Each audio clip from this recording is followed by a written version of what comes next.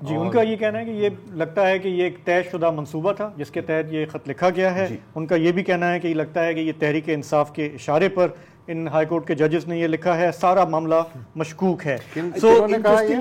یہ سی پٹیشن میں جنہوں نے یہ کہا ہے کہ جی کہ اسے انویسٹیگیٹ ہونا چاہیے. اچھا, تحریک انصاف کا آپ نے ذکر کیا تو ظاہر ہے کہ عمران خان صاحب کے ٹویٹر اکاؤنٹ پر بھی کہا ہے کہ جی بالکل ہم پی ٹی آئی کا کہنا ہے یہ خط نہیں ہے, چارج شیٹ ہے. اور ظاہر ہے کہ جو آپ کے ہیں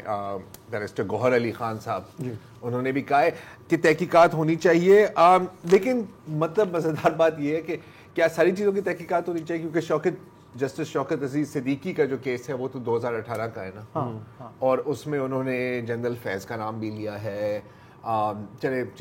سابق chief of army staff Bajwa کے خلاف تو تحقیقات یقیناً سپورٹ کریں گے کیونکہ وہ ان کے فیوریٹ پرسن نہیں رہے, اور اس وقت کے چیف جسٹس کا بھی ذکر کیا ہے جو اس وقت بڑے قریب تھے. تو یہی ہے نا کہ اتنا پارٹیزن ایٹماسفیئر ہے, آپ وہ تحقیقات کرانا چاہ رہے ہیں جو آپ کے خلاف جاتی ہے اور جو آپ کے حق میں گئی ہے اس کی ظاہر ہے کہ کوئی. اسی طرح سے یہ جو گورنمنٹ کے جو لوگ ہیں, جو نواز لیگ کے لوگ ہیں, وہ کافی کوشچن اس پہ ریز کر رہے ہیں, خط پہ اپنے تحفظات ظاہر کر رہے ہیں. وہ کہہ رہے ہیں کہ جی کہ آپ نے یہ تب کیوں نہیں کہا, اب کیوں کہہ رہے ہیں, پہلے کیوں نہیں بولے, اب تک کیوں خاموش رہے, آپ نے توہین عدالت کا نوٹس کیوں نہیں جاری کیا ان افسران کے خلاف, آپ یہ شکایت سپریم جوڈیشل کاؤنسل میں کیوں لے کر جا رہے ہیں.